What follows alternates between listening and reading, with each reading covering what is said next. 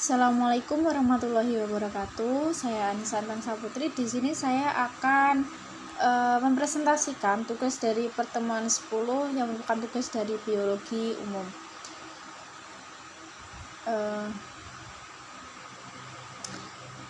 Nah, penugasannya kita disuruh mengamati lingkungan sekitar dan menggolongkan kehidupan di sekitar kita dengan 7 ciri unsur populasi. Nah, jika dikaitkan dengan kehidupan manusia di sekitar kita, ini juga termasuk dalam ilmu kependudukan atau demografi. Nah, apa sih populasi itu? Populasi diartikan sebagai sekelompok individu sejenis yang menempati ruang dan waktu yang tertentu. Penentuan atau penggolongan spesies dalam populasi dapat dilakukan dengan dua cara. Yang pertama itu secara taksonomi, yaitu spesies ditentukan berdasarkan hubungan kekeluargaan baik secara evolusi maupun sejarah nenek moyangnya. Lalu yang kedua, berdasarkan peran atau fungsi, yaitu penentuan spesies didasarkan pada kesamaan perannya di dalam lingkungan. Ada 7 pokok pembahasan. Yang pertama itu ada densitas atau kerapatan atau kepadatan. Yang kedua, angka kelahiran atau natalitas. Yang ketiga, ada angka kematian atau mortalitas. Yang keempat, ada genetik. Yang kelima, struktur umur. Dan yang keenam, potensi biotik. Dan yang terakhir yaitu bentuk pertumbuhan. Yang pertama ada densitas atau kepadatan. Di sini saya membuat data yang merupakan kepadatan penduduk di dusun saya, yaitu Dusun Branggidul, Desa Soco. Nah, densitas populasi menunjukkan besarnya populasi dalam satuan ruang. Nah, kalau densitas di sini yaitu sekelompok orang yang menempati Dusun Branggidul ini. Nah, di sini saya menggolongkannya menjadi berdasarkan umur. Nah, untuk kepadatan penduduk di Dusun Soco ini ada 157 jiwa dengan 84 orang wanita dan 73 orang laki-laki. Nah, selanjutnya ada natalitas. Natalitas adalah kemampuan inheren populasi untuk bertambah. Di dalam angka kelahiran dapat bervariasi sesuai dengan keadaan lingkungan. Angka kelahiran umumnya dinyatakan dalam bentuk angka atau laju yang dihitung berdasarkan jumlah individu baru per satuan waktu per satuan populasi. Saya mengamati dalam kurun waktu 1 tahun ini, yaitu di tahun 2020, terjadi kasus kelahiran sebanyak 2 anak. Angka kelahiran atau natalitas adalah frekuensi kelahiran hidup dalam suatu populasi. Angka kelahiran dihitung dengan jumlah kelahiran hidup per 1000 penduduk setiap tahunnya. Nah, bisa dihitung dengan cara ini. 2 itu ada kasus kelahirannya per 157, yaitu jumlah penduduk dikali 1000. Hasilnya 12,7. Lalu ada mortalitas. Menyatakan jumlah individu dalam populasi yang mati per satuan waktu. Dalam kondisi yang ideal, maka angka kematian berada pada titik minimum. Mortalitas pasti terjadi pada makhluk hidup meskipun kondisi lingkungan sangat ideal, kematian terjadi karena umur.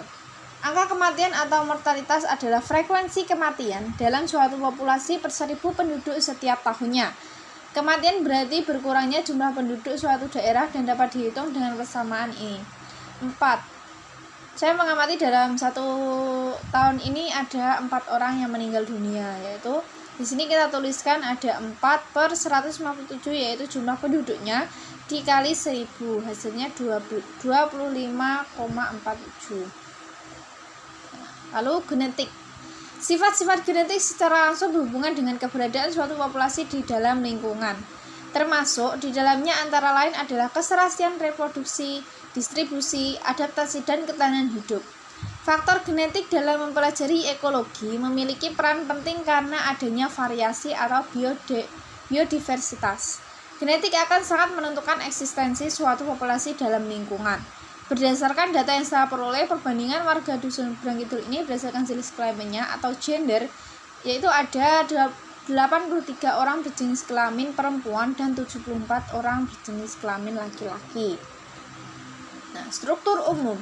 Secara ekologis, populasi umumnya memiliki 3 bentuk sebaran umur, yaitu umur muda atau pra-reproduktif, reproduktif, dan umur tua atau post-reproduktif. Nah, di dalam tabel tadi, kita kembali ke tabel tadi ya, saya sudah membaginya menjadi tiga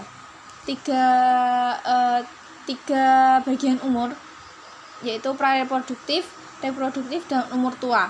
Nah, bisa dilihat dalam tabel ini sudah saya bedakan warnanya. Jadi 0 tahun sampai 24 tahun ini merupakan umur pra-reproduktif. Nah, ini bisa dilihat jumlahnya ya. Lalu selanjutnya umur reproduktif, yaitu ada pada umur 25 tahun sampai 49 tahun ya. Lalu selanjutnya ada umur tua, yaitu 50 tahun sampai lebih dari 70 tahun atau yang ya sudah lanjut usia ya. Nah, lalu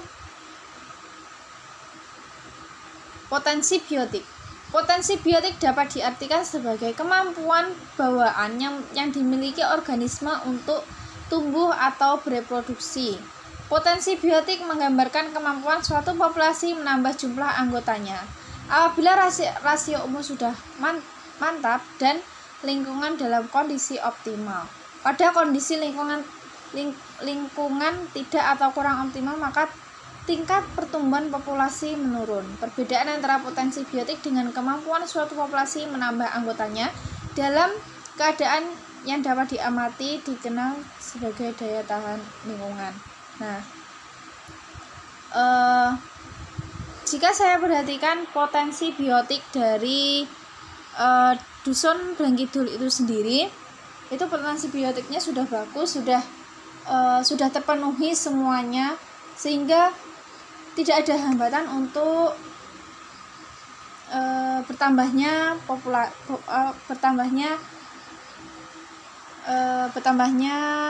populasi manusianya.